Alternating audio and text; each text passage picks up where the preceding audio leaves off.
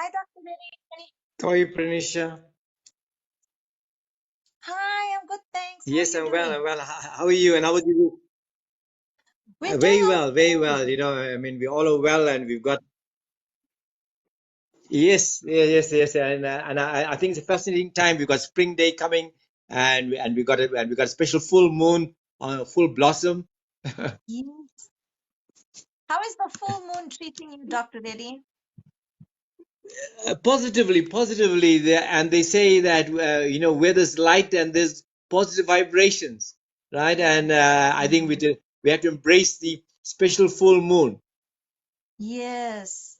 A lot of people have been having a Yeah. hard time with this full moon, but I think it's very important that we remain positive and we look at it as a way of releasing, and that we can then look forward to what's next. We can look forward to tomorrow. We can look forward to our manifestations coming in.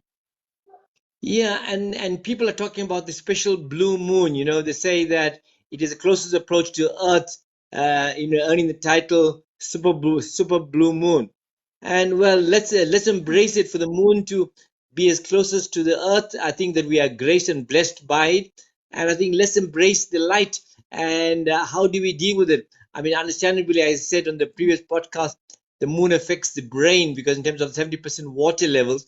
But I think that let's turn it around and say we are graced to have this experience. And I think it'll Mm. be a good few years when this will happen again. I'm not sure when, but I think Mm. no, not in the near future. I think somebody told me the other Yes. day it'll be in about 20 years time, or 15 years time. I think 14 years time. Somebody told me. Wow. So we should be grateful and embrace all the emotions and the craziness that's been coming out, and enjoy it and release it and be happy that it's coming up and coming out, which means you are making space for good stuff to come in. Yes, I think I like what you said. I think it's very, very important. It's almost like, big companies, they say we unbundle big companies to make it more efficient. Like that, we unbundle ourselves. And in terms of our Yes. emotions, our mind, body, soul, and, and Mm. we look at it in that kind of context. And, so when you create space and shed the things you don't need in your life and allow the goodness to filter the life. Yes, Yeah, true. And So I think with this that, is a wonderful preparation is to relate to the light and not the darkness. I think that I mean how the brain yes. and it functions, but how the moon also functions. And let's understand that. Let's embrace it instead of perhaps overcome by it. I think if you embrace it positively and say that the moon is my best friend. Yeah, right. And I love the moon, and I'm relate to the moon. I said it's a fantastic experience for the moon to reach us so closely. I mean, we are graced for all the souls who are watching the moon. Yes, true. You know. And today we are talking about nutrition. And usually, when the full moon is up, a lot of us don't feel too good, and we tend to go for the sweets and chocolates and comfort foods just to help us get by. But today we are talking about nutrition. So, why is it important to talk about nutrition? Why should we care? Why should we take notes? Why can't we just eat whatever? Yeah, I think that's a brilliant opening, and I think nutrition is just not food in terms of how we like and way we like to eat.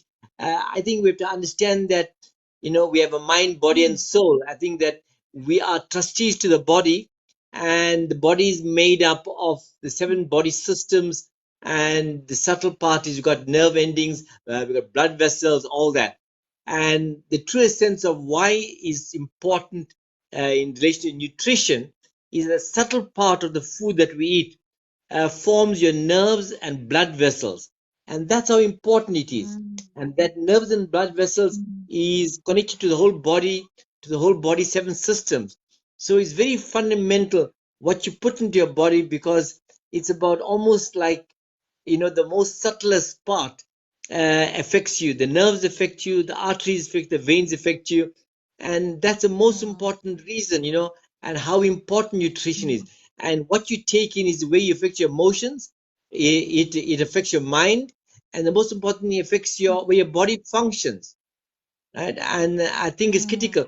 I think if the converse is that if you don't take this into consideration, you'll be overweight. It affects your skin. It affects your. I often give the story. I said, you pay for good food at the in whatever way that you purchase it or grow it. If you don't do that, I said you'll pay at the pharmacy. That's true. Right? And And I have. my Mm, philosophy is this: we should not be dependent on too many external intake like multivitamins. I'm not saying they're not necessary. I think sometimes you yeah. need those supplements, but I think Yeah. that food is your medicine, Mm, mm. And I right? also think like the kinds of foods as well. Um, because a lot of fruits and vegetables have um, some companies are using pesticides, some people are using, wax to cover the fruits and things like that. So I think it's also important the kinds or types of food that we are eating. Is that also key?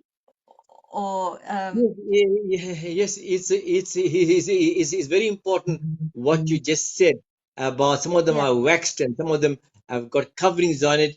And we know yeah, for a fact that some of the apples, and why you shouldn't eat the yeah, skin, and because, they have some sort of coating or preservative or spray. I'm not 100% sure, but, yeah. I'm talking to people in the industry and they tell me that definitely that you should skin the apples and you should not eat the skin for that reason, unless eating totally organic apples and which have got no Mm, preservatives, it's got no sprays in it, and which is mm. different.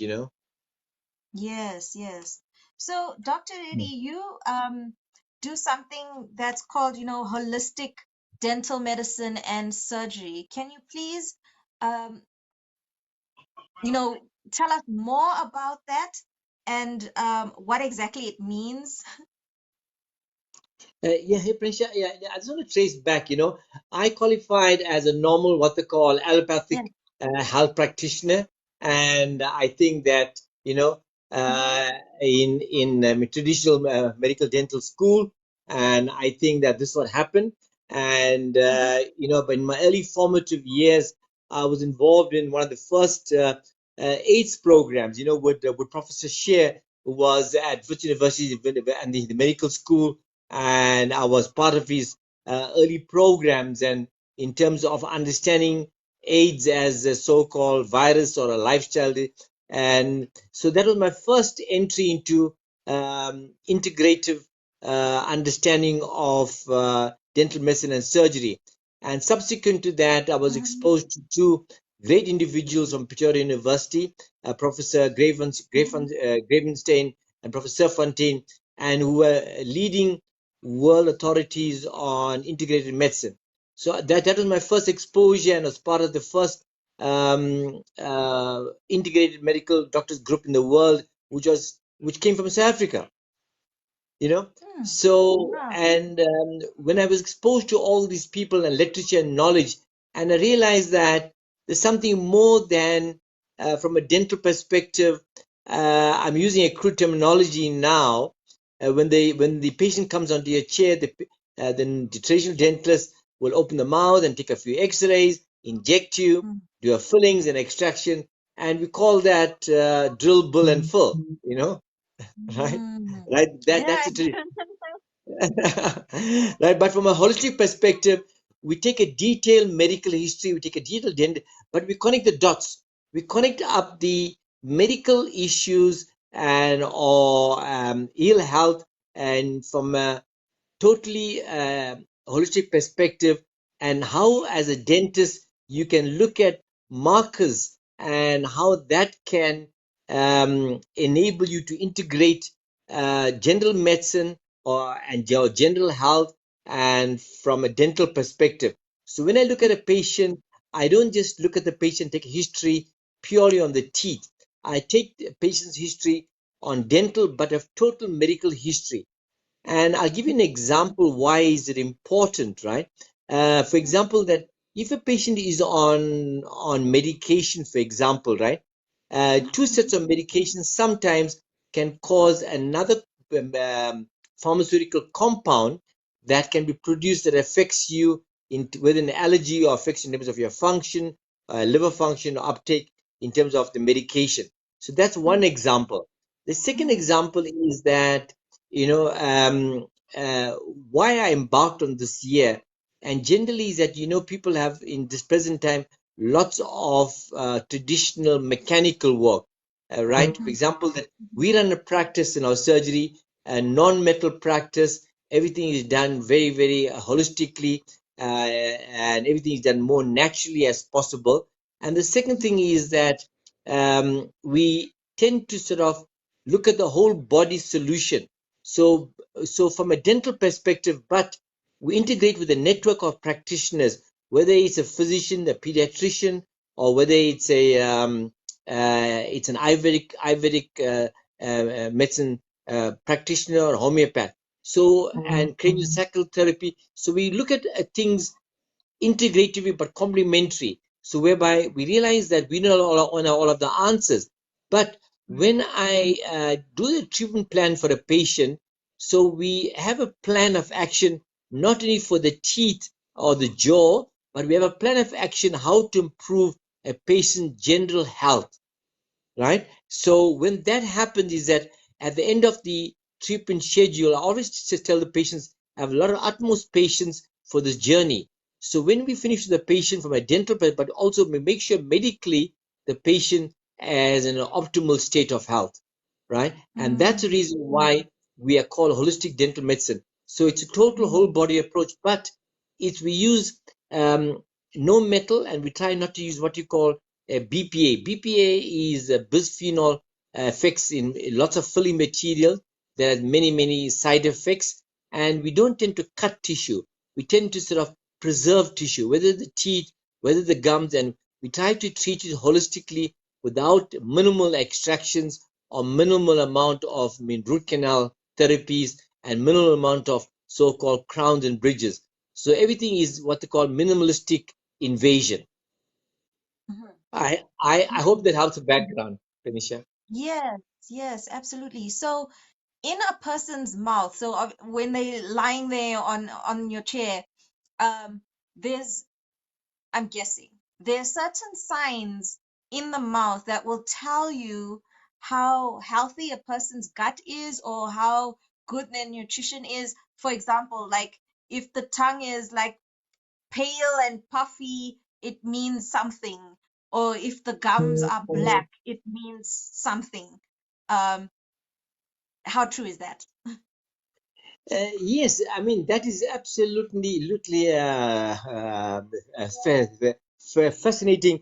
In terms of what you just said now, and I just want to encapsulate, in terms of what we call systemic health in oral, what you call uh, in dentistry, if you may call it, and because and the mouth is obviously a window to the world, and a number of systemic conditions and diseases that affect the oral health systemically or due to physical inability to maintain appropriate oral hygiene, and it manifests in the mouth.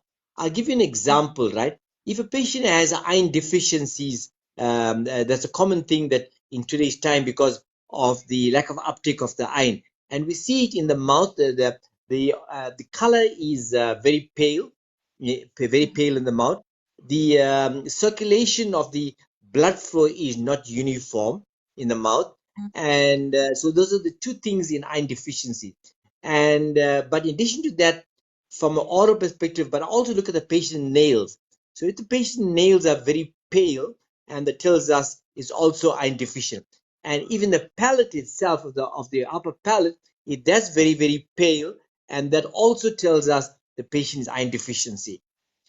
And the second thing is that, which is very common thing in today, people talk about cholesterol levels, high cholesterol, what we know as the bad cholesterol, which is called, the LDLs, the lipid density lipolipids. And so that tells us if a patient is at high cholesterol, the texture of the soft tissues in the mouth and the color from pale yellowish to slightly red or slightly pinkish. So that alteration in color and the texture tells us the patient may be prone to potential cholesterol levels. That's the one thing. The second thing about cholesterol levels, Yes. very interesting, is that when you uh, take an X-ray, right, of a patient, what we call is a panoramic X-ray. On the Mm, collarbone, we see what you call microscopic radio opacity. Opacities mean whiteness on the collarbone. So sometimes dentists overlook that, and it's often the most cardinal effect to show that you've got early problems with your cholesterol levels. It's fascinating mm, what that can give you, mm, you know. And mm, then the third thing is that what we call oral burns in the mouth, whether to the tongue, people who smoke pipes, people who smoke cigarettes in the mouth, the heat reaction of vapors in the mouth. That shows in the mouth and the color in the manifestations, that how the systemic factors are demonstrated that in the mouth. So basically is that if the patient is not an optimal health, so the color tells you there's a iron deficiency, technically there's a bit of malnourishment in the mouth. And the other aspect on the mouth is that the mouth is too dry. That means the pH is affected from a alkaline to an acidic state. That gives an idea that you may be eating the healthy foods, but your combination of foods may be wrong, right? I'll give you an example that, mm, we tend to have beans and potatoes, a carbohydrate and a protein. You shouldn't have that. You shouldn't combine a lot of acidic fruits. For example, a lot of the tropical fruits, what we mhm, know, for example, a lot of oranges, apples, and mm, pineapples together. So that affects your pH levels from an alkaline, to an acidic levels, right? And the common thing which yes. in the Okay. so-called population of South Africa today across all race groups is the increase of percentages of what you call blood sugar levels, diabetes. In adults, we call it type 2 diabetes, whereby the blood sugar levels are affected, and that often manifests in the mouth. In which areas? In the areas closest to the gum tissue, where your gums are highly inflamed, your gum tend to bleed. The reason for that important aspect is that what we call microvasculation. That means your blood vessels tend to narrow in diabetic patients, right? And when they narrow, that means your blood flow, right, is not uniform. And result of that, because the blood is the biggest antioxidant, and plaque and calculus tend to develop more to the minimum of irritation of foods that are residual in the part that's adjacent to the gum and the tooth, and that in turn causes loss of gum tissue, eventually loss of bony tissue. And that's why we got in diabetic patients, people tend to have loss of teeth early because they lose ligament Mm, support early and the teeth become loose. So mm, diabetes is a very devastating thing and can be devastating in the mouth, because if you lose your teeth early, it affects your confidence, it affects your chewing, it affects your functionality, and the most important, it affects your personality. And the third thing is that about diabetes and the oral cavity, it causes bad odor, bad odor in the mouth. When you have when you have gum diseases, and can be caused by diabetes or can be caused by poor oral hygiene, can be caused by high intake of smoking, tobacco, and these things. The other thing I want to mm, touch about, Prenisha, what you just said now, the oral manifestation of the mouth, is stress factors. mm, Stress factors also affect uh, decrease in uniform blood supply and color, which we see in the mouth. So stress is also mm, a big indication of what you see in the mouth. So the mouth, Prenisha, in mm, that summary, is a mirror to the world. And we just came off a yes. pandemic now, Mm, with COVID and the COVID-19, viruses and all. And if we, sorry, Pranisha, did you hear me? no worries. Yes, can hear you. Yeah, sorry, Prenisha. I'm just trying to put the volume on. Oh, We had the problem last week. You can hear me? yes, yes. Yeah. So what happened is that we had this in the mouth that with COVID-19. So if the dentist was very Mm, alert to the situation at the early stages, so we could have picked up signs and symptoms from the oral cavity, that early signs of discrepancies in color and those kinds of things, that is in the mm, mouth, you know. mm. So Yes. so the mouth is a big is a big mirror, you know. Mm. So what can we do today, Dr. Reddy, to increase our nutrition? How can we start shifting things from today? Sorry, Prenisha, you went very soft on the on your tone there. Oh, sorry. I was just asking, what can people do today to shift things in their nutrition? What small changes can they make? Um, yeah, I think this is I think what was a very important question, right? What can we start doing immediately to change our nutrition? Very important is to look at firstly, ideally, all of us should grow our own foods. Ideally, right?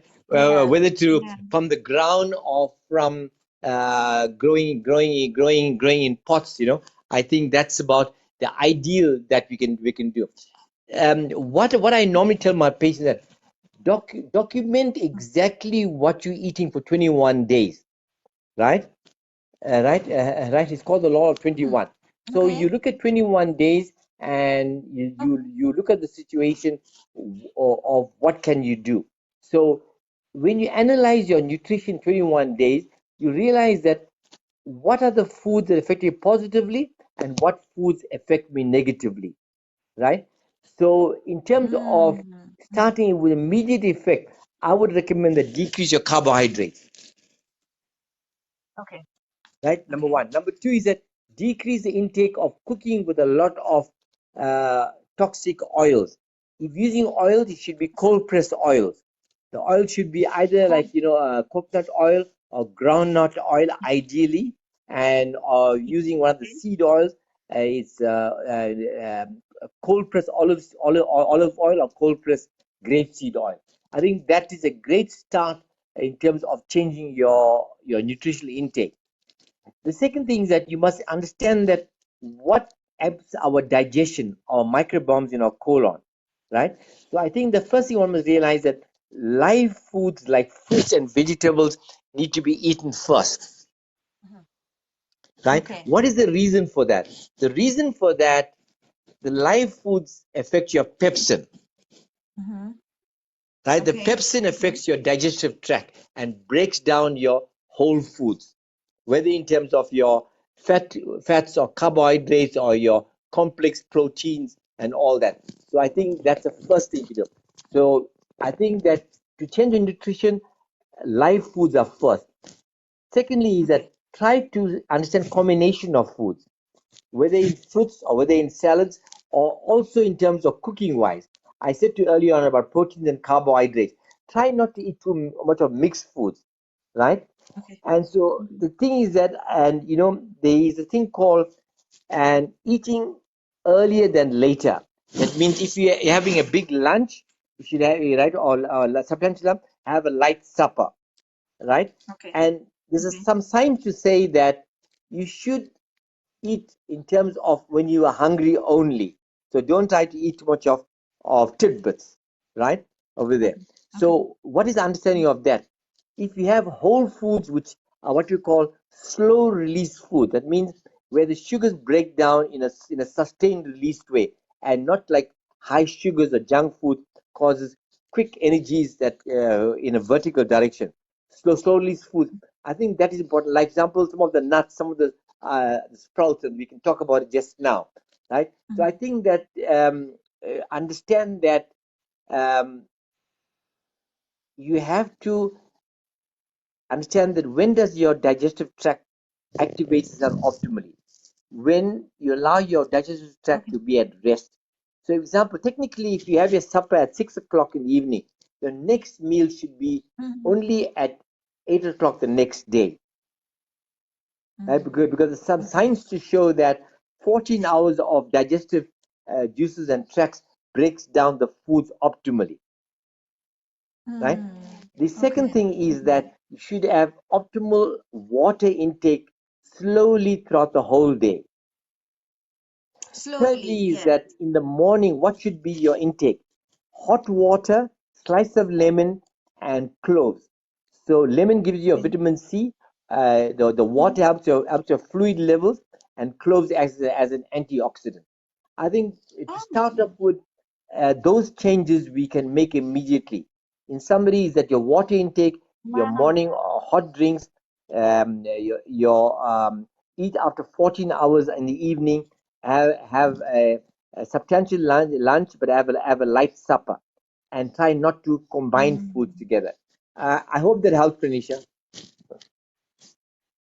Yes, it does. Just quickly on Facebook, Carmen, what Dr. Reddy was saying is a way to sort of analyze your nutrition is to create or have a journal and do it for 21 days. For 21 days, you look at every day and see, what foods make you feel good, foods make you feel bad. Sometimes we have an allergic reaction, which is like bloating sometimes, cramp. So when you have this journal, it will give you a deeper insight as to what your nutrition is, because I feel like everybody's nutrition is different, and we will get to that in a later stage at how nutrition differs from each person. But Dr. Reddy was saying for 21 days to keep a journal, and that will give you a deeper insight as to where your nutrition lies and what we can improve on. I hope that answers your question. Um, where were we? Yes, Dr. Reddy, what superfoods can we eat to get better sleep or to lower stress and anxiety? Because a lot of people today, if you ask them, the main thing that they're feeling is stress or anxiety or they can't sleep. So what foods can people eat now that will help with that? Okay, Prince, I'm going to break it up into break up the question into two parts, right? The first thing is I just want to highlight some common superfoods, right? All the berries are very good. The natural berries, and what I'm calling again garden fruits. What you grow in your garden, like lemons, or you grow whatever fruits you grow in the gardens, are usually very good. Avocados are very good. All the Mm, nuts are very good. Whether it's almond is a great brain food, right, and gives you vitamin B12, and it's a great food in terms of the neuronutrients. Things like spinach are very good. Kale, broccoli, and lots of the things you can grow in the mm. garden. You know, and I Okay. mean, people tell me you can also grow spirulina. I know for a fact that sweet potatoes are great superfoods which you can grow in your own garden, right? And foods which are a Mm. little more slightly expensive is like quinoa, But I would recommend Yes. that from definitely all the berries. Mulberries grow in the gardens very easily, you know. And instead of having normal bread, wheat bread, we can bake our own breads. For example, using rye flour or a bit of soya flour, rice flour. There's a lot of things that we can do so to improve the sources of what we call superfoods, right? Right. So just want to ask you, like to answer the next part of the question, the stress levels, and what affects it, and what affects in terms of your sleep, and let's understand first sleep and stress. I think there's a great correlation when you don't sleep well is because you stress, and then so how can the correct diet or nutrition nutrition affects it. So definitely we know that your sleep is affected by your stress, and if you don't have regular sleep habits or you don't sleep properly, so it's a vicious cycle, of Yeah. stress levels, you don't eat properly, you eat junk food, you have poor food choices, and then Mm, unfortunately poor food choices creates greater anxiety. Greater anxiety causes greater poor sleep, you know. And I think mm, that one must understand that it's converse and reverse. Sleep deprivation affects the body intake, in terms of your understanding of how your body knows when to sleep and when not to sleep, right? Sometimes, what thing called power naps helps a lot, you know. mm. And so Yeah. so we have, what you call in the brain, neurotransmitters that tells us, the brain, when to consume food, when to consume a few calories. So when you don't sleep properly, your neurotransmitters that release the message when to eat and when not to eat is affected. That's the reason Okay. why the sleep is almost like critical, that you must Mm, have be restful. And in order, in terms of mm, your stress levels, how do you get affected by it? Because you understand that if you don't sleep properly and your neurotransmitters cannot tell you when to eat or when to consume your calories, and and how that in terms of your food choices. So we find that people who are stressed don't to have very good food habits. They tend to have quick foods, and tend to order online, Uber Eats, or whatever it may be. But I think yeah. that one needs to be very, very careful with that. What we find that, in terms of helping sleep patterns of nutrient intake, is a high fiber Mm, intake, right? So things mm, like oatmeal, oat bran, nuts, some of the beans, and I spoke to you early on, eating fruits and vegetables first. So definitely caffeine and these things don't tend to affect this positively, right? And in terms okay. of your sleep patterns. So, but I think definitely if you concentrate on the food that I mentioned now, and I think that will be a great effect. Mm, So the other things that affect sleep patterns, Prenisha, is excessive sugar intake. Can cause you to okay. wake up more frequently. Can ask you to wake up and whether to urinate more frequently. Sugars affect Mm, you that very profoundly.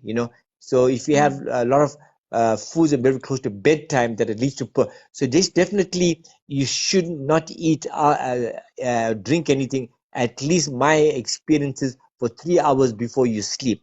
If you have your okay. last meal at 7 and sleep at 10, make sure you have a cutoff time. You must give your body rest to assimilate the food, you know. Okay. So I think that it's important to realize that do not have high density foods at night. You can have, Mm, I mean, I have myself a glass of hot water with lemon, and if I have to have it after my meals. The reason for the hot water, Pranisha, and not cold water, that when you have foods which are cooked on heat with oils or fats, for example, any of the oils, or whatever it may be, right? So the hot water breaks down the so-called high density carbohydrates and the complex foods and the lipids and these things, which are mm, in terms of being cooked. And cold water should be had before meals, not after meals. So it's very okay. important how you Okay. eat and when you eat. Mm. Dr. Reddy, can you please just clarify for us? Because a lot of people think, you're talking about high sugars. A lot of people think if they just cut out sugar, like king sugar in their tea or something, that sugar levels will go down, but that's not necessarily true.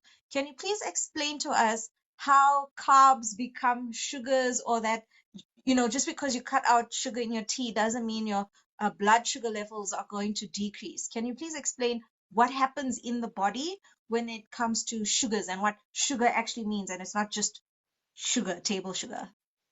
Yes, and this is a very, very vital, fundamental question that people think, oh, because I'm not having sugars, I'm fine.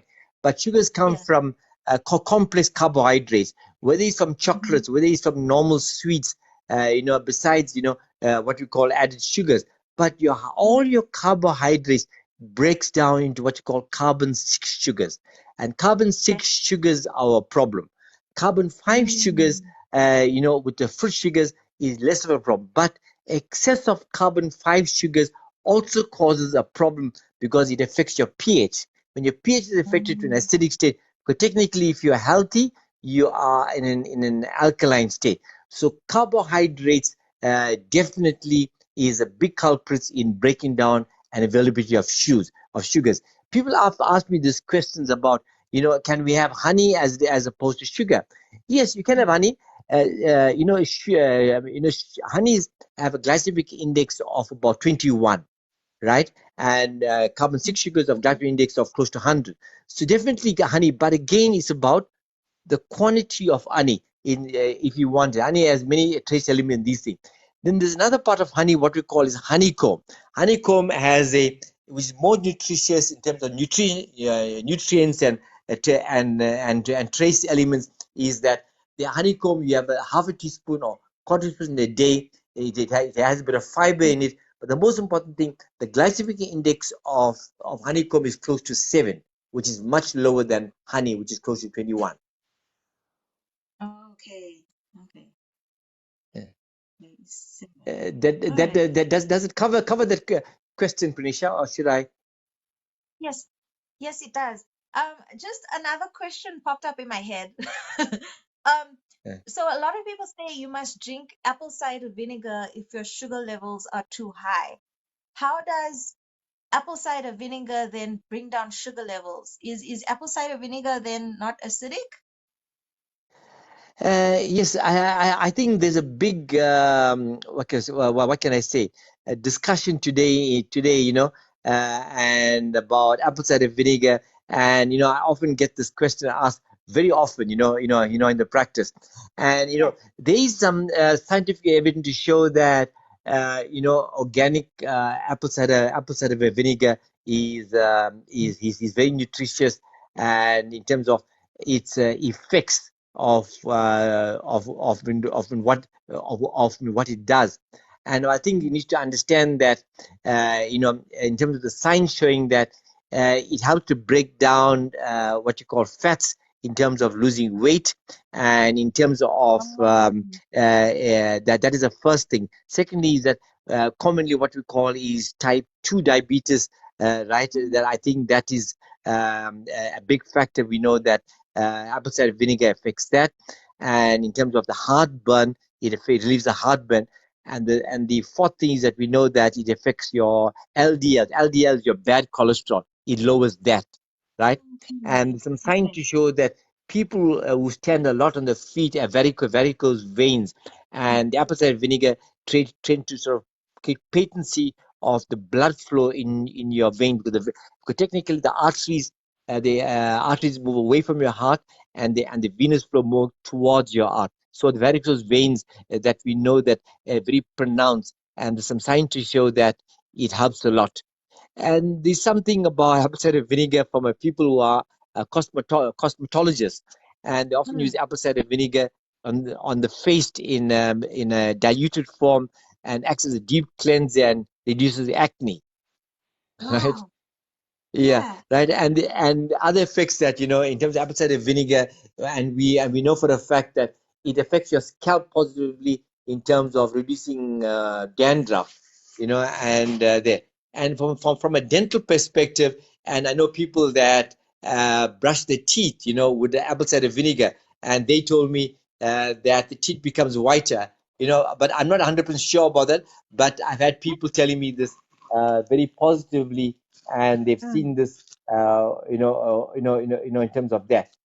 And if you answer your question, is apple cider vinegar, is it alkaline, or is it acidic? I think that's a point Yes. that I think that you are trying to lead to me.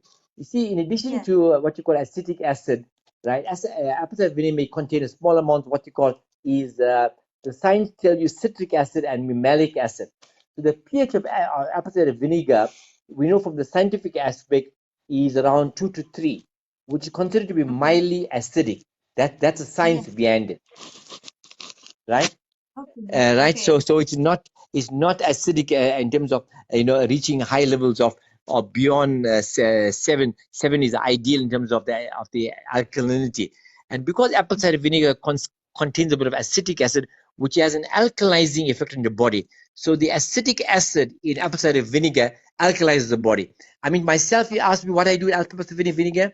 Whenever I feel that my body needs to be alkalized, or I feel that I may have been to a conference like I was over the last few days and I came back, I didn't eat optimally, I would have an apple cider vinegar in my last drink at night, whatever drink in my lemon juice or chicory or whatever it may, and that helps my digestive effect, but alkalizing. The reason to be alkaline, as I always say, in an alkaline state, you're always in a healthy state. That's why it's important to be in this. So in terms of the acetic acid, there's some science to show that it reduces sugar cravings. Okay. Right, so that helps a lot. The second thing about sugar cravings as well, and we get people to have small amounts of ginger, right, and which is suck on the tongue, but they're also used for people who tend to smoke a lot, so how to reduce to reduce that kind of habit, so I think you understand that it's a combination of things that in terms of apple cider vinegar. I often ask this question, in terms of the pH. Vinegar is slightly more acidic than lemon juice, so since acidity is a catalyst in coagulate, we have to understand that vinegar is ultra acidic, and apple cider vinegar, because acetic acid results in that in the pH is about 2 to 3. So I think that one needs to understand that very clearly. You can't have just vinegar, but you should definitely, if you want to alkalize your body, break down fatty tissues, reduce weight, get your blood sugar, is apple cider vinegar, not normal vinegar. Okay. And Prenisha, Since something we very still talking interesting. about Something yeah. very interesting about apple cider vinegar, right? As well, and there's a positive effect in your heart health. How that works? Example, it lowers sometimes the potassium levels in your bloodstream, right? So if your sodium levels are very high or very low, and your potassium levels are very high, apple cider vinegar can equalize your sodium potassium balance, which affects your heart rate positively. Okay. Yeah. But one I needs to be just careful that people who got a low potassium level, they shouldn't take yeah. a lot of apple cider vinegar. Okay. I know you're talking about sodium. And when it comes to blood pressure, a lot of people then will stop eating salt so that the pressure can come down. But what I found is that sometimes you'll be eating salt, but your body doesn't necessarily absorb the salt. Um, and that's why you can still get dizzy sometimes and things like that, or you can feel thirsty or whatever it is. So what can people do to have a better absorption of the salt so they don't have too much salt that will then increase your blood pressure? Yeah. I think, Prisha, that this is I think that this is a startling question, and it's a known fact that salt, because it's sodium chloride, and yeah, it Yeah, affects your blood pressure, negatively by increasing your blood pressure. So technically, is that you don't need salt to cook if you get the combination of foods right, because all foods have a percentage of sodium chloride in it from the absorption of okay, foods in the ground, whether it's nuts, whether okay, it's a green leafy vegetable, all of them, this, right? Definitely.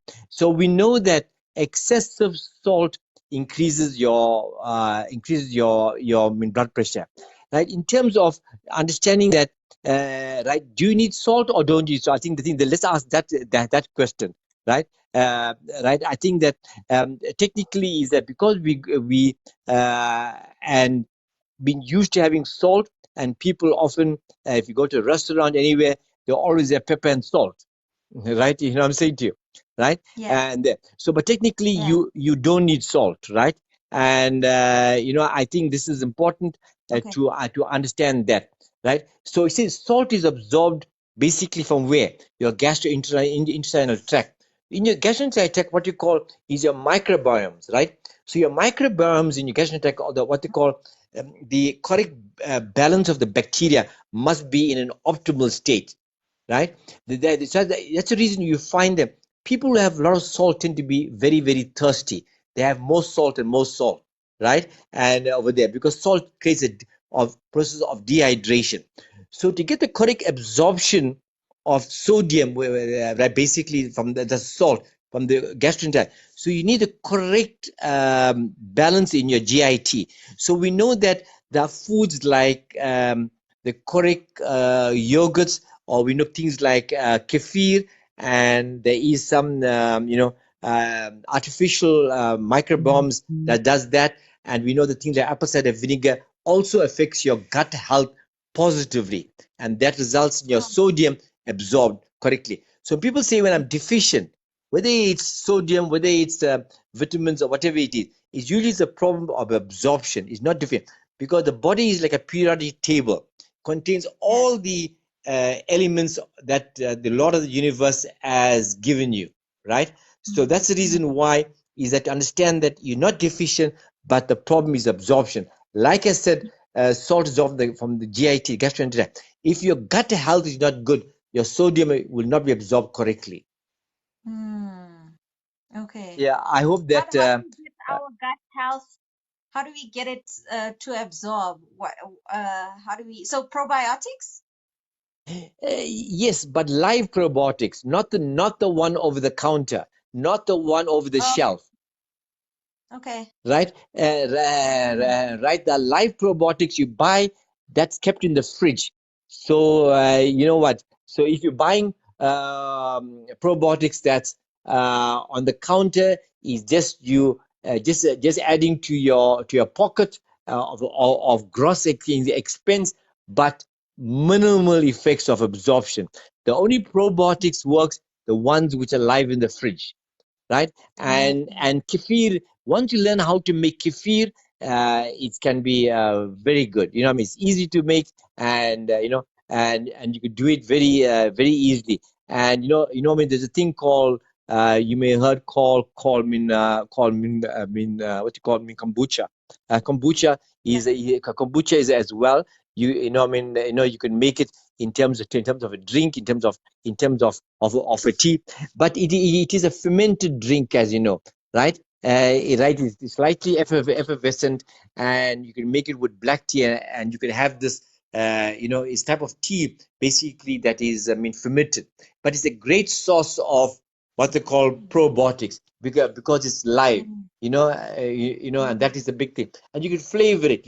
After making with Mm. black tea, there's a recipe you can get, and you could add a bit of juice, a bit of spice into it, a bit of black pepper or ginger. Some Mm. people even add a bit of cayenne pepper that affects your health positively. So And I think that it's a very similar effect, if I may say, that to a bit of apple cider vinegar. So I think that your gut health is everything. I think if you get your gut health, you often uh, add your body effect, because that's the digestion of fire basically, right? And mm. so that is a very critical stage. So to get optimal absorption, your gut health needs to be in optimal state, right? And if that happens, that it prevents things like potential other complications in your body, where you're prone to more infections, more viral attacks, loss of hair, your nails, and lots of other things that has been, kombucha has been around for a long time, and I think Mm. that it's important to realize that, and these are not very costly things. I mean, probiotics of the shelf are very costly, cost you 250, 300 rand, Mm.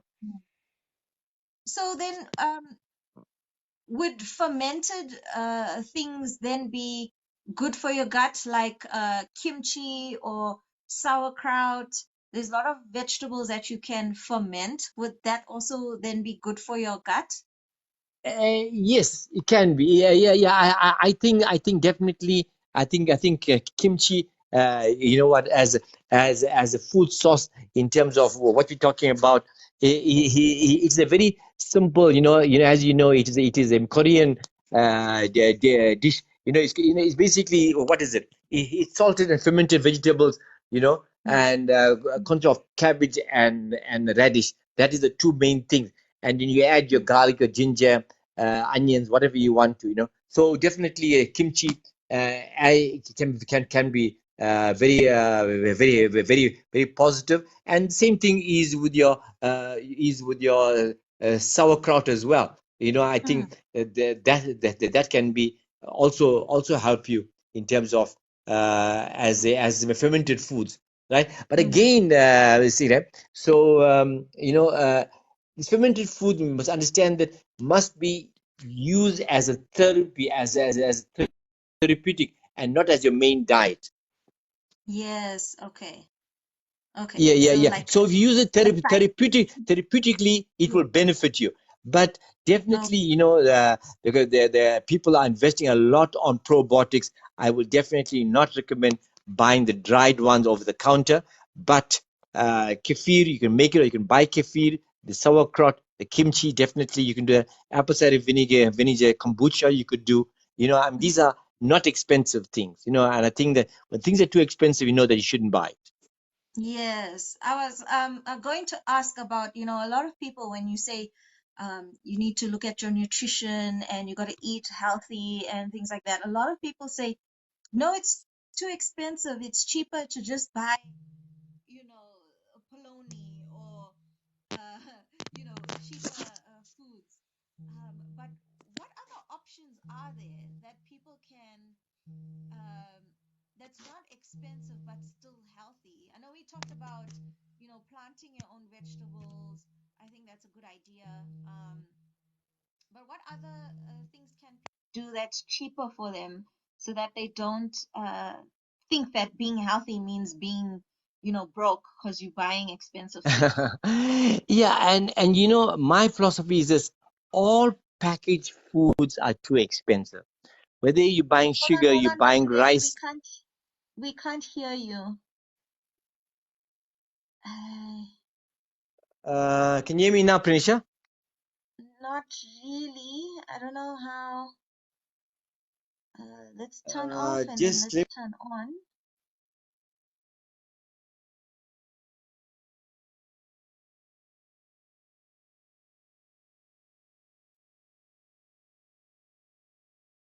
See if you can turn on your microphone there, Dr. Reddy, please. hello, Prenisha. Can you hear me now?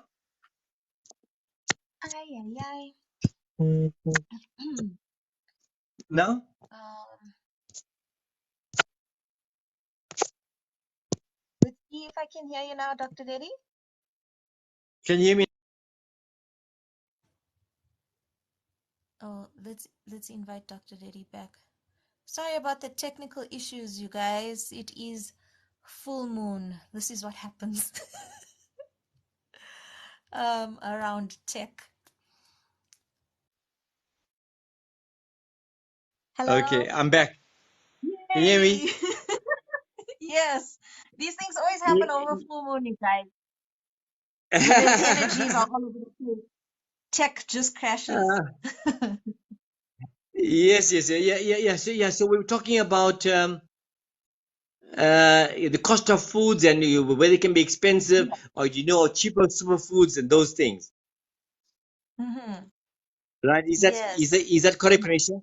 Yeah, yeah, yeah. Yes. Definitely, I can tell you, Pranisha, that the critical factor is about healthy food is not necessarily having an expensive outlet, or, for example, buying expensive probiotics and these things. My philosophy is that Mm-hmm. to eat healthy, you should try to grow your foods either in limited space through pots of growing. For example, you could make a nice mint tea. You don't have to buy expensive teas, right? And you could make a healthy drink with lemon and lemon water, lemon juice, and so if you buy expensive things, you must always look for food that you can grow easily, and look at foods you Mm-hmm. buy not in pre-packaged as far as possible, right? And Mm-hmm. Okay. I think that if you, for example, that if you're going to look at you buy in the free markets, or you buy wherever it may be, or some of the bigger fruits and veg shops, and I think you mustn't buy packaged fruits or packaged vegetables, or packaged food as much as you can, right? And I want to give you a Mm. simple hint about superfoods which are least expensive. It's called Okay. sprouting, right? And there are four kinds of Mm. sprouts that gives you all your nutrients you need. Number one is your green.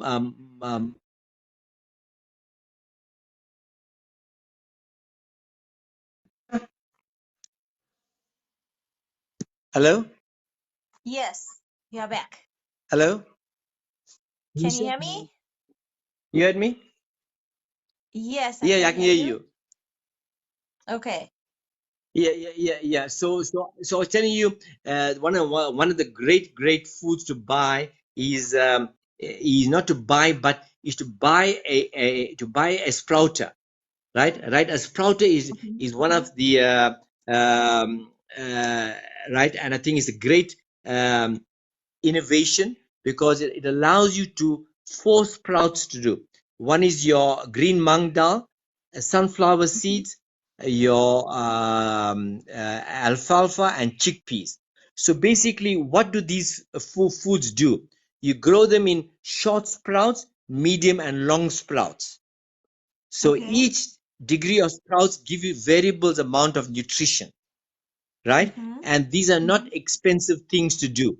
So that can be your sustained intake in terms of using it with the rice or of rye flour or rye bread or the sourdough bread, whatever it may be. You add that to your food to give nutrition.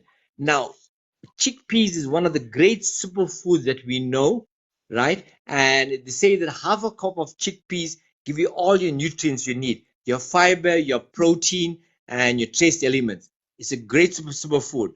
Like, and sweet potatoes is not an expensive food.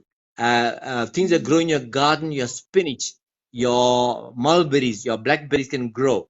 And I think a lot of things you can grow out of your own things. So I think don't look at investing in packaged foods, but look at all around you that you can use and how you can cook. For example, you don't have to overcook foods, right? I Mm. think that overcooked foods you deplete the nutrients, right? So Mm. I think Mm. that that's my big take. My own self, we do a lot of sprouting at home, and we try to live a lot of the land, and obviously that in winter, you have to cover your in especially in Johannesburg, Yeah. with the frost bedding cloth to prevent frost getting affected vegetables. But that's my advice: eat Mm. off the land and sprout a lot, and you can buy the nuts which are not expensive, not packaged nuts. I mean, there are a lot of things you could buy unpackaged. Mm. Okay. We just have a few comments on Facebook.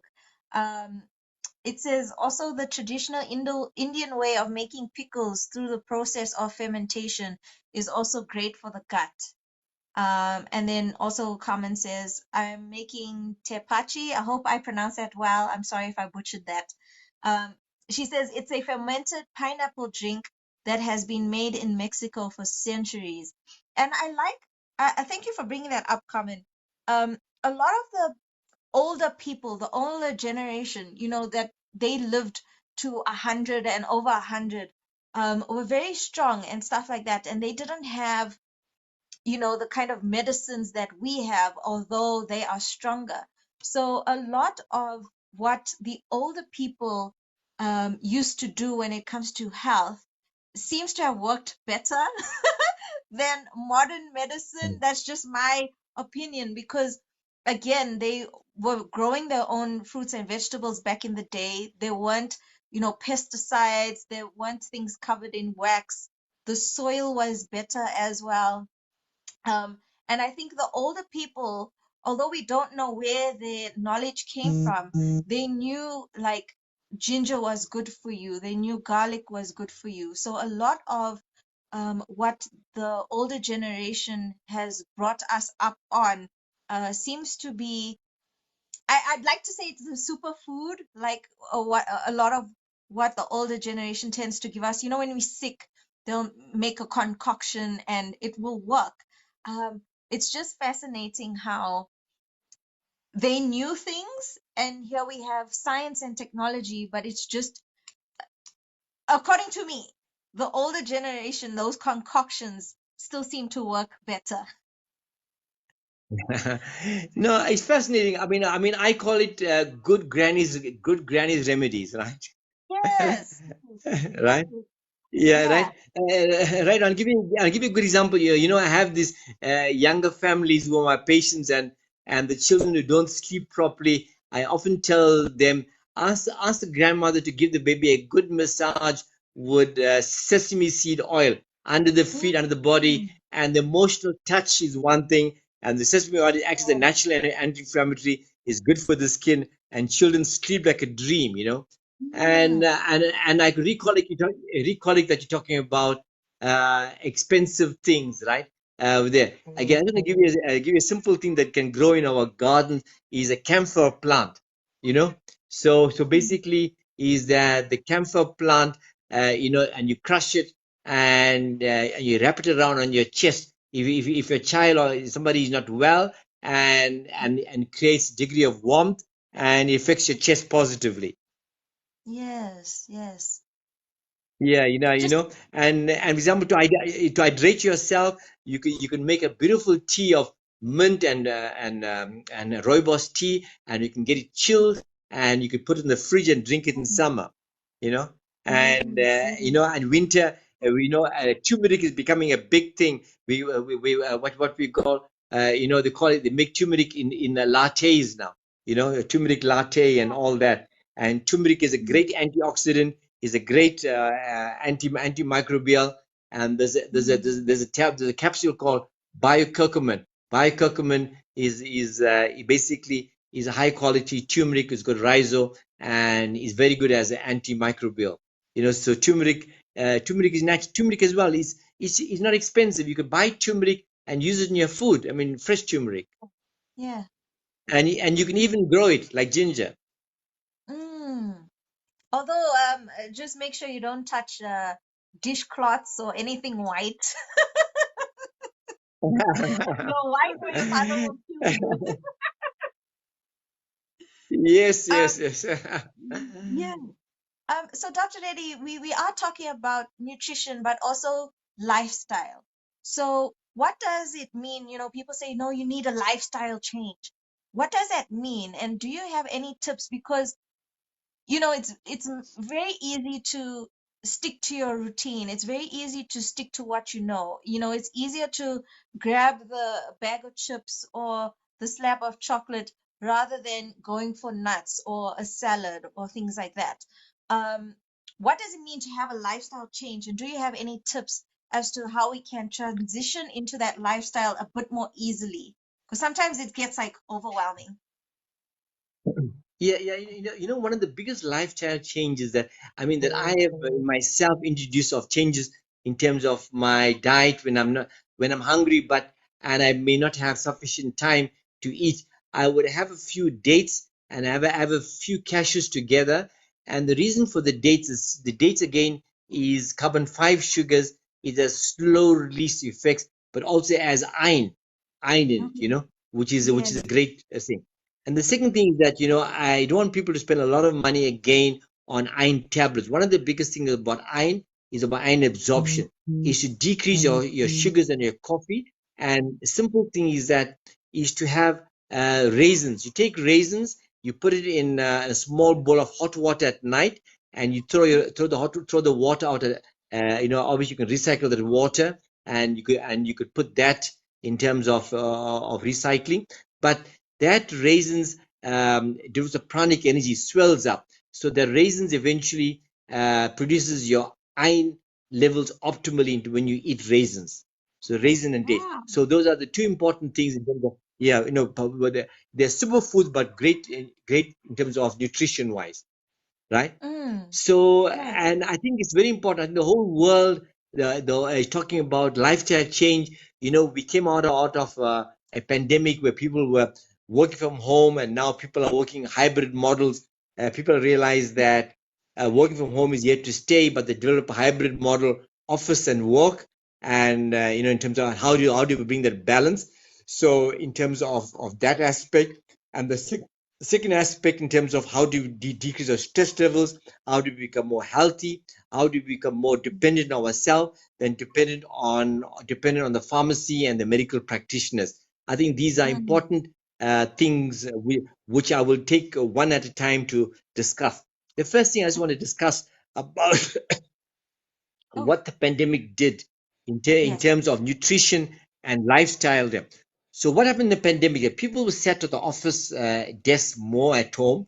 They tend to Mm. have rounded shoulders, and they sat at the Mm. chair, and they would move less. They would work long hours, an undisturbed way, and then they would get hungry, and they would look for snacking foods, quick foods, whether that in the foods of um, chocolates or quick eating, which is not healthy, or just quickly order an Uber Eats something to eat, and they would do Mm. that. So that kind of Mm. eating while working is not good, because I said Mm. early on today Mm. that your food breaks down into a fundamental nutritional intake that affects your blood vessels and your neuronutrients, your nerve conductions. So Mm. understand that. So when you have bad eating habits at the desk level, your shoulders are rounded, your posture is affected, and you put on weight around your navel, and because you're not dedicating the time. So when you have a Mm. split nutrition levels from working on the screen, because the screen on the computer produces a thing called EMR, electromagnetic radiation. Also, that too many multi-plugs at home and too many plugs and all these things. All these things Mm. affects what you call electromagnetic radiation that then affects your digestion and your nutrition, right? So I Mm. think that Mm. one needs to look at in terms of working from home and how do you alter that. My advice to everybody working Mm. from home is that have demarcated disciplines of I'm working 8 to 10, I'm taking a break 10 to 10:30, and I will catch Mm. up and will work a little later on. I think Mm. demarcated discipline times are critical. If you Yeah. are eating more snacks at home, make sure they say that you should brush your teeth if you're eating during the day. After every meal, you should brush your teeth minimally. That means if you're Mm. eating 5 times a day, make sure you brush 5 times a day, right? Right, because Okay. plaque accumulates very quick. So during Mm. the pandemic, we saw lots of gum and bone diseases in the mouth, right? Mm. People had a lot of compromised health problems, more dental decay, more malnutrition, Mm. right? And Mm. I think this is what happened here in the mouth. So as a result of that, what happens in the mouth, as I said earlier on, affects your seven systemic effects on your health effects. So I think this is critical to understand that. So what happens when you work from home? Right?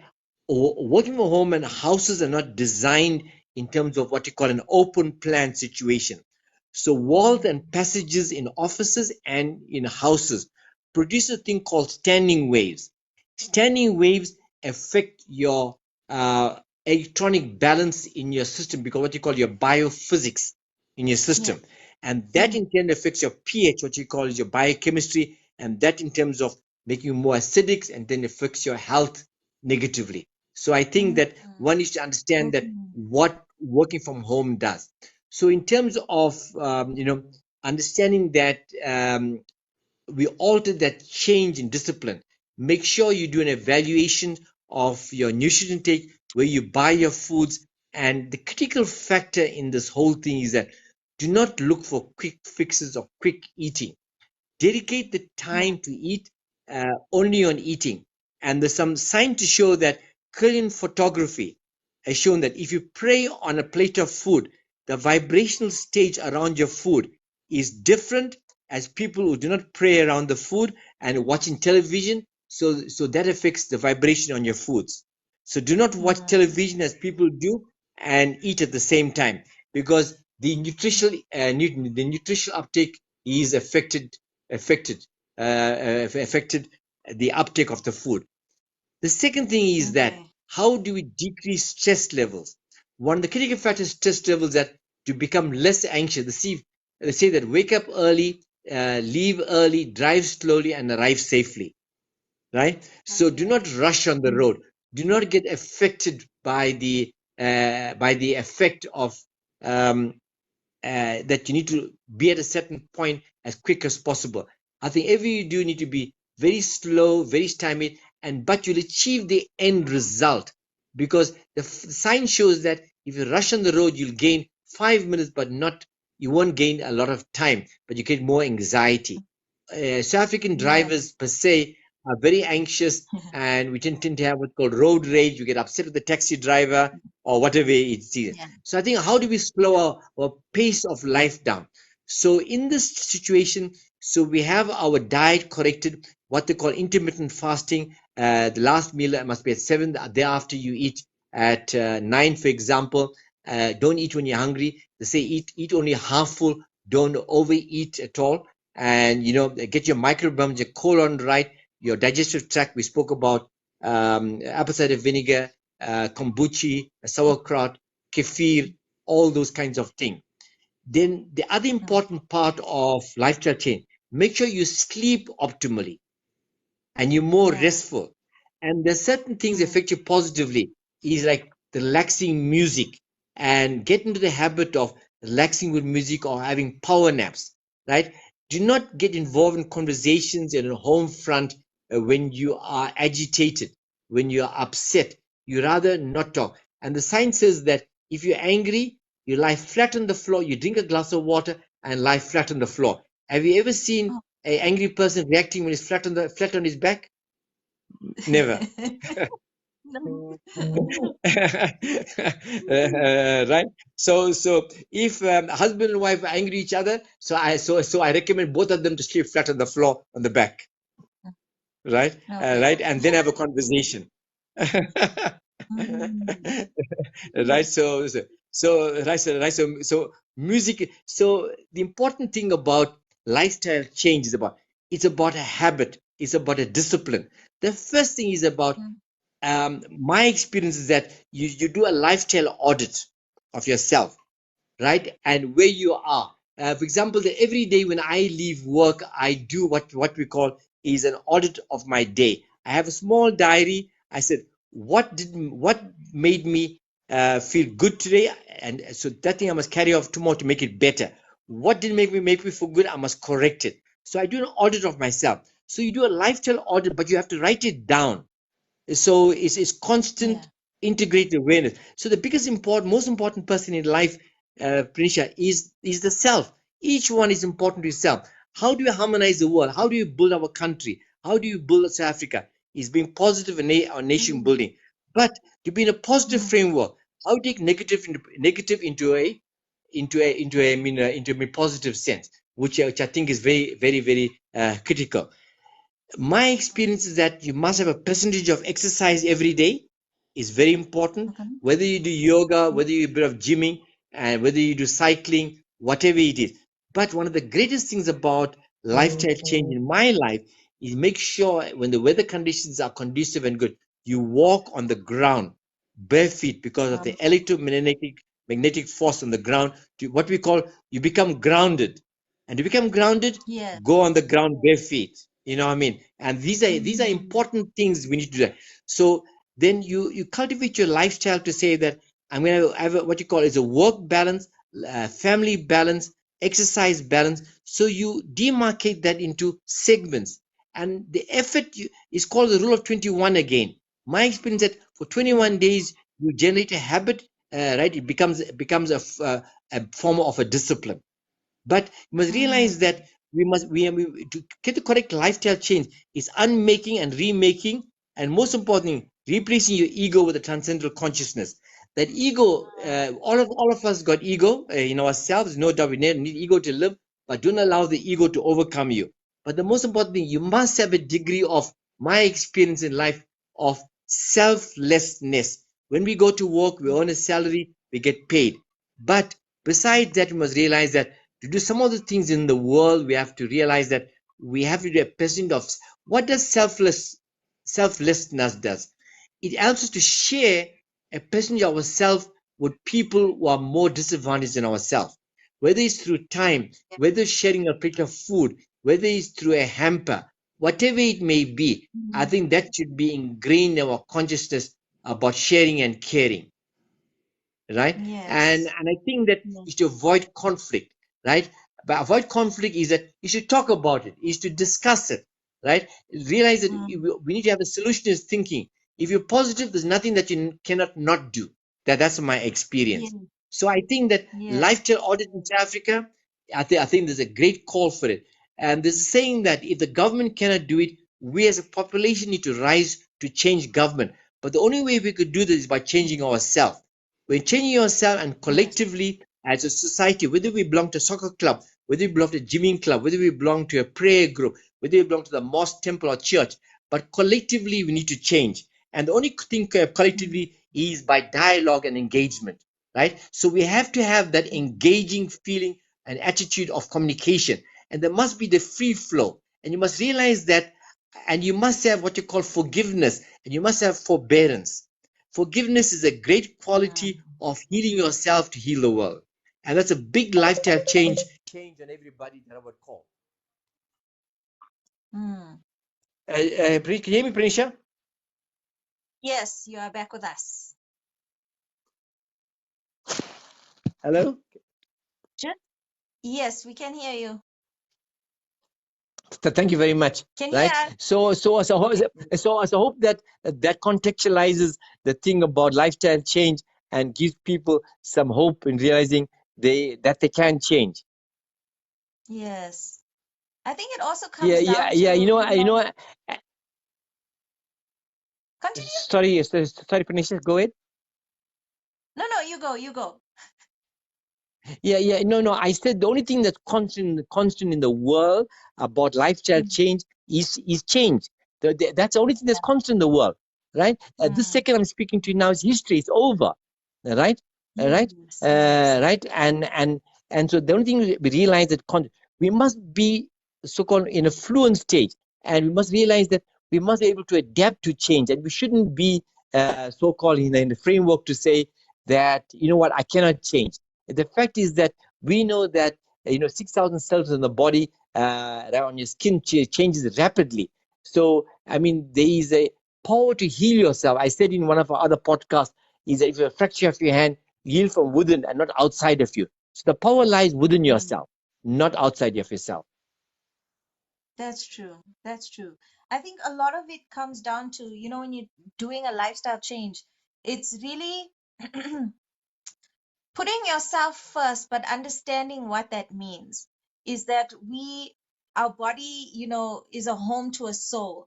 And, the soul can't thrive, it can't attract, it can't manifest, it can't give off love if the container that is keeping the soul is not at its optimum, if it's not healthy, if it's not happy, if it's stressed or struggling or anxious.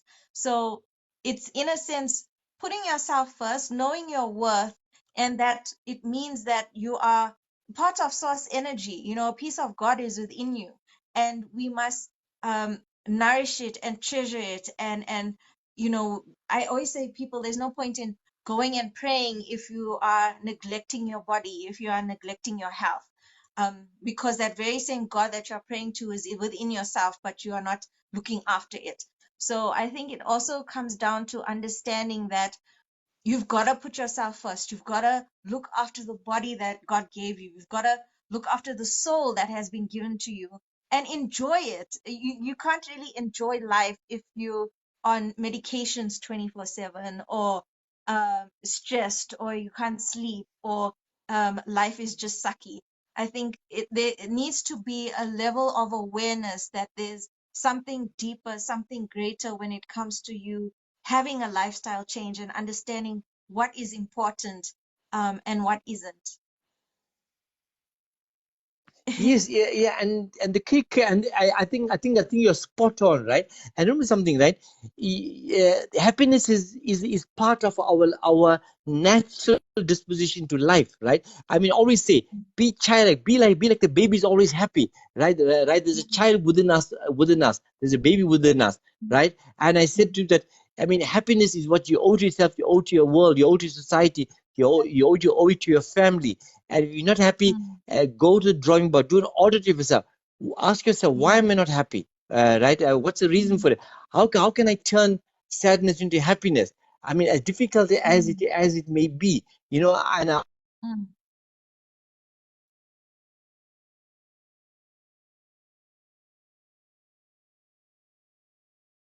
often and Oh, you know, it could smile on be the the face, same. and that is happiness. But you can change. It's the principle of resonance, I said. But to achieve the uh, resonance is something needful. Before that is a constant reflection, right? You must have a spirit of reflection in your life, and then you Yeah, create resonance, then you create reaction. So the three yeah. R's is very, very key, right? And I said this in one of the previous podcasts, that intertwined with the Yes. three P's, absolutely, you have what you call patience, you have perseverance, and the purity. All of us have got a purity within us, right? And the purity of us Mm, surface, but it surfaces when we are at equilibrium with ourselves, when we are in a balanced state in ourselves. And to reach that balanced state is to be in the world, but not affected by the world. Do not get compressed by the world, right? Because you're a bundle of happiness. You must tonight, everybody on this podcast say to yourself, when I'm going to sleep on this pillow, all right, I'm shedding all the negativity of the world. I'm saying to myself, right, all the burdens that I've accumulated in the day today, I offer it at the lotus feet of the Lord, right? And I reconcile myself in the spirit of forbearance and forgiveness. If you start with that premise and you of sleep, and you'll be on almost like and on balance with yourself. But if you're going to sleep with an agitated or watching a horror movie on your cell phone, but one of the things about lifestyle and change about health, how do we learn to switch off our electronics at a certain point in time? Everybody needs to decide for him or herself. mm, I need to switch off electronics mm, because of the electromagnetic radiation. I think there's also another big lifestyle change about bringing happiness, bringing a balance, doesn't create agitation in life, right? I think the mm, heart-to-heart mm. contact is what we need to re-establish, right? And Yeah. move away from the so-called apathetic, cold face of communication. I think that's a Mm, big thing. yeah. I think, obviously, would you like to phone your mother from London, sending a text message, or would your mother like to hear Prenisha's voice? Yes. Yes. Venetia makes me laugh. I know there was a question, Venetia, that you asked. She asked about, I think it was it the raisins, whether you have, you soak it if you're iron deficient. Do you soak them at night and then have them first thing in the morning, or do you have them at night? Which is the best time to have the raisins? No, no, no, no. The raisins is done like you have it at night, right? If you're iron deficient, you start with 2 tablespoons of raisins, put it in boiling water at night, right? And use the water in your plants, and then the raisins you have in the day. You have a small portion of raisins in a small plastic container throughout the whole day. Like you carry your dates at work, you carry your nuts at work, things which you do. So and you have it during the day, not at night.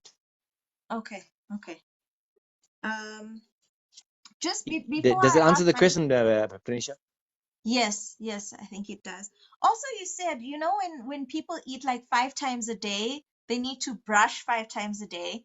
I also want to know, do you need to floss 5 times a day then also? How often should one be flossing?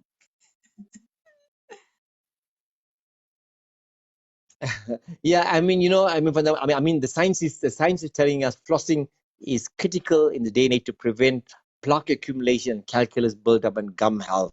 So flossing is as important as brushing. I mean, in my case, because I'm conscious of this, I'm aware of this. I floss my teeth throughout the whole day if I eat, and I make sure and I brush my teeth at the same time. Ideally, you should floss minimally once a day, minimally, but if you floss more than that, it's ideal. Okay. How long after you've eaten should you then brush? Because I saw a post, I don't know if this is true or not, but they said don't brush immediately after you eat because all the acidity is now gone with the food, and then when you brush, then your teeth will start to disintegrate. How true is that? Uh, I'm not sure. I haven't heard that. That scenario, but I think that purely one point of the science of a thermal reaction in the mouth after eating, and if you drink hot water, and for example, that your oral cavity will be warm, and maybe your teeth are subjected to hot drink. I think you need to let that cool down. I would recommend about half an hour to 45 minutes after eating and drinking anything home, then brush your teeth. Because Okay. if you're doing something that's too hot and you brush your teeth, it causes microscopic cracks in your enamel. Oh, okay. Okay. That makes sense. So everybody, if you have Yeah. questions, please put them So I in the think comments. I think it's important. Yes.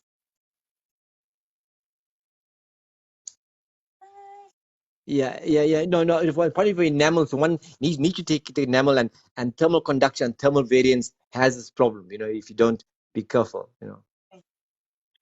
Okay. So if you have any questions, guys, please put them in the comments. While we have Dr. Reddy here, any questions about health, nutrition, and lifestyle, please put them in the comments, and then we'll ask Dr. Reddy. Just before we go, Dr. Reddy, there's one question, and I think it's a pretty big question. Uh, when it comes to health and nutrition, and I said, we touched a bit about it in the beginning, but I said we'll get to it. Now they say that health and nutrition differs for each individual, but it also differs from different race groups and ethnicities. For example, like diabetes in an Indian person is more prone than diabetes in a white person. So, how true is that, firstly? And also, then how would we then change our nutrition according to our race group?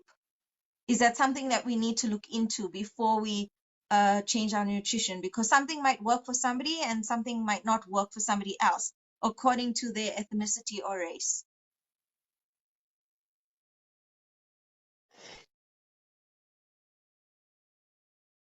Yeah. No. I think it's a very, very what do you call valid question, right? And I think that I think in the South African context, if I may say that, is very pertinent, and I think that it's important to accept and understand that the prevalence of you mentioned the diabetes, for example, type 2 diabetes Hmm. is very high, especially amongst Indian people. And I think it's I think I haven't got the latest stats on it, but I know it's very common, very high, even in the South African uh, landscape. Uh, what we know as type 2 diabetes, is very prevalent, and if I may say, it's very common, right? And I think that and I think understand that, how do we deal with it, and how do we, if I may say, arrest it, or do we say how can we prevent it? It's still high among Indians. I think the last actors about a year ago or some time ago is between 13 to 15% in Indians. I think it's about 5 to 8% in blacks, and about 3 to 4% in whites. Mm, And I think that in the South African mm, context, that we all know that after the three cardinal aspects of health, cancer, ischemic heart diseases, and diabetes ranks number three.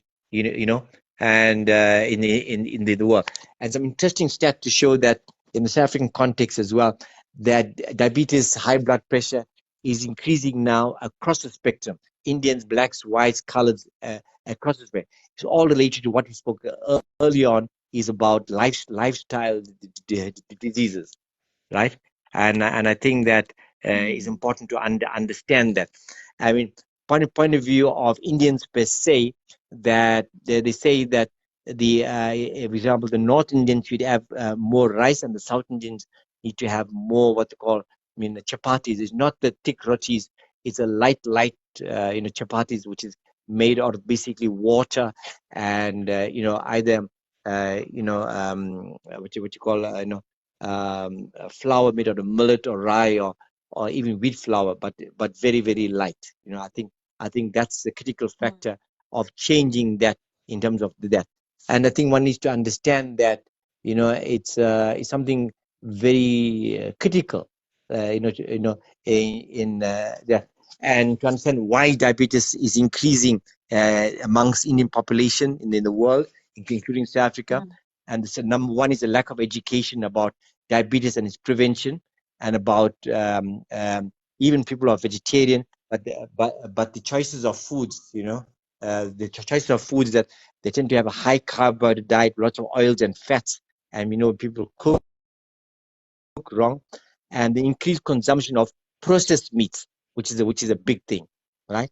And the low consumption of perhaps fruits, nuts, and whole grains, and also the lifestyle we spoke earlier on, the sedentary lifestyle, less exercises, people investing in more screen time, more on the cell phone, more on the computers, iPads, all these kinds of things, diabetes linked to lifestyle, and also that there is indication the prevalence of alcoholism and smoking and tobacco ingestion, which is common now. I'm saying to you, and not only now we find that previously it was a male-dominated event, but now we find that females are also affected with these things.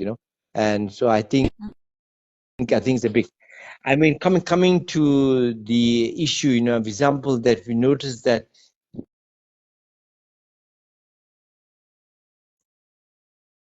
in a place like China, for example, just to give some data information to contextualize how China has advanced from a rural community to one of the most advanced communities in the world in terms of industrialization. But what has happened as a result of that? That the increase of the number of diabetics in the world, right? And there's some data to show that they are impinging upon now amongst a very high percentage of diabetics in the world, with about 141 million people suffering of diabetes in China, which was never this before. And it's predicted by 2020, the next 20 years, in China, there will be 174 million. It shows that about lifestyle is about contemporary pace of life, more so-called modernization of diet, of quick foods, all these effects. And China is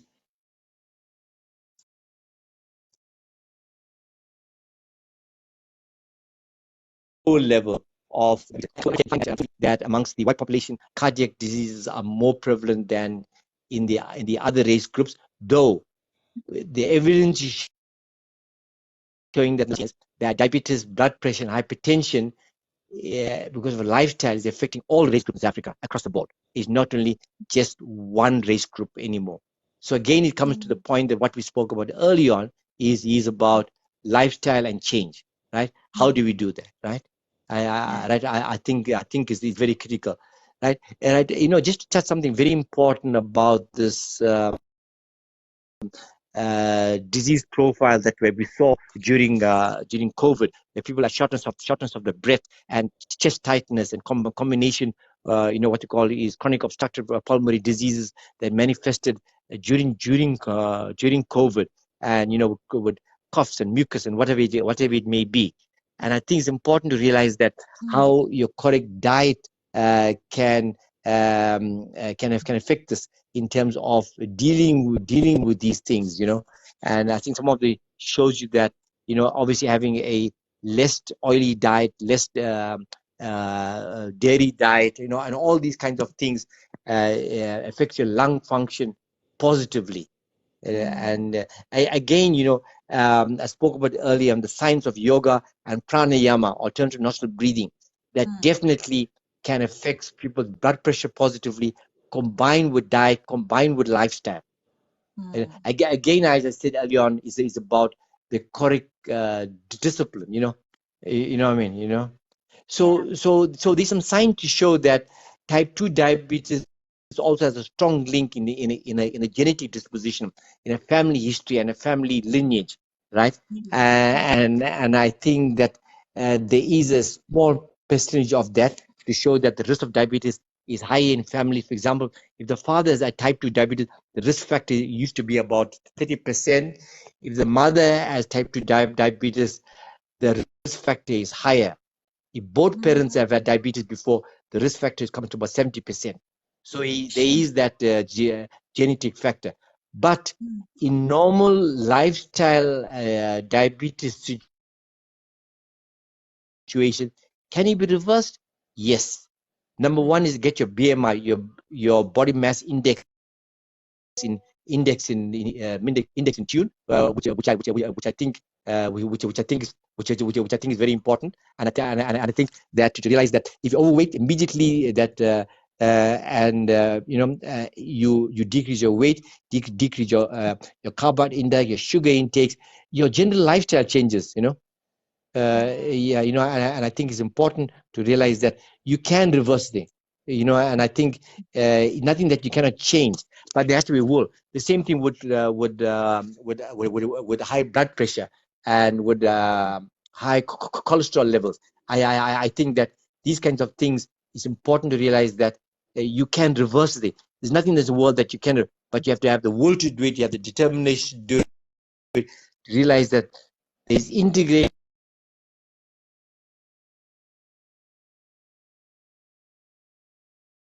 help. If I leave, the audience with a parting shot to say that which is, as for me, has done the most profound food intake in terms of change wide. Again, Prenisha, what you said early on today, that your ancestral or the older generation or granny's foods, in terms of intake. Yeah, and the people who should live in Pretoria West or in Durban know that there's a certain herb called drumstick herbs, or what we contemporarily known as moringa, right? Right. So moringa Moringa. is one of the most powerful supplements, I believe, that you can take either in a dried form or in a capsulated form or in a natural form in terms of drumsticks and the drumstick herbs. You could do that, right? Mm. And the science tells us moringa is sometimes more vitamin C available than oranges.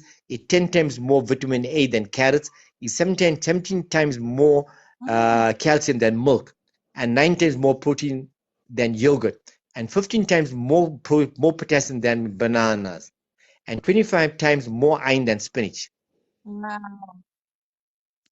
Right? Mm. So if I can ask everybody That's on a this call super, super. today, superfoods today, if one food they can get into the diet and it's not an expensive food, you can have it in terms of tea as well. You could have it in terms of natural herbs, or eating it directly, or in supplements. And that is a parting shot for everybody in this call.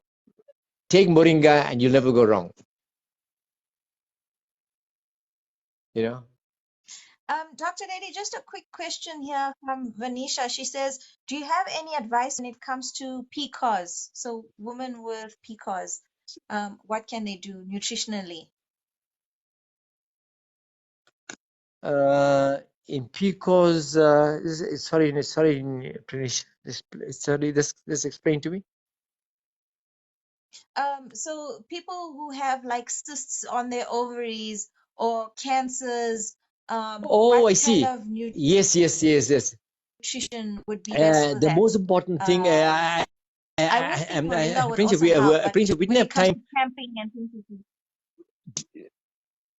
that. Moringa will help that, apple cider vinegar will help that, the GIT. But the most important thing in cystic lesions, in pericordial area, wherever it may be, and something that we didn't have time to touch on tonight is about inflammatory foods.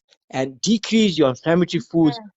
will get your cystic conditions decreases. And the most important thing, your mental cycles and your lighter foods, your lighter dietary, all these kind. The biggest thing is your circulation. How do you get your circulation going? This is the most Mm. important thing. Okay. And we know that Mm. foods which cause inflammation is your red meat, your processed foods, your bacon, your hot dogs, your cured meats, refined cereals, all are boxed, your white rice, white bread, pastas, your breakfast cereals, your snack foods, your Mm. chips and crackers and biscuits and pastries, and your soda drinks and your fizzy drinks and fried foods.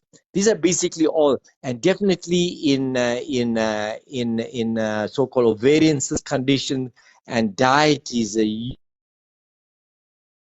huge factor. And similarly to what we spoke about last week about children who are autistic and all these kinds of things. And I think that it's a huge thing that that can help and assist. Is about don't underestimate diet in terms of these conditions. And is you immediately I would say decrease your very I mean um, decrease your inflammatory foods, you know. And there are alternative practitioners that I work with, you know, a range of practitioners. And Prenisha, you can ask them to direct contact you, and I could help and assist them. You know what, and to connect up with the right people if they are struggling with these kinds of things, and can not necessarily prevent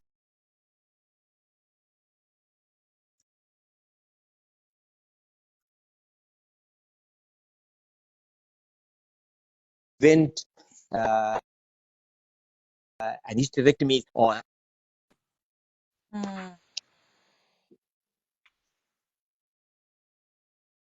yeah, you know. So just ask them, to get hold of you, and then you can definitely we can talk about it, and we can help them directly in a private setup. I would appreciate that.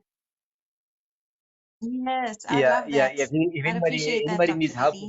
with that situation, they must please get hold of you, and then we can help them on a one-on-one basis. But you know, just coming to the issue with how to fight, you know, the polycystic, I know the variant syndrome, you know, is about, again, you know, it's about antioxidants. It comes from your brightly colored fruits and vegetables, and you know, there's a great food that you know which the Indian tradition used to have what they call is we know that in the contemporary name is bitter gourd, or what we know in Indian terminology as Kerala, you know. And I Mm. think that's one of the food that is recommended, that is low in Oh. calories, but is rich in nutrients, and also affects people in terms of insulin or blood sugar levels that are resistant. And so Kerala as a food was a bitter food, helps that as well in getting your blood, but also helps in conditions of what we know in polycystic, and ovarian syndromes, you know. And again, I spoke earlier about a polycystic, in relation to that is your low sugar levels, your low carbohydrate levels. I think that all Mm. this is important, you know. And and Mm. one of the biggest factors is that, is what you call is a potent antioxidant is your green juice diet, consisting of Mm. cabbage, spinach, mint, and all these kinds of things. And also that fruits as well. Be careful of too many fruits with high amount of fructose, so that can also affect you. So what we have sort of would low glycemic index, what things like papaya or pawpaw,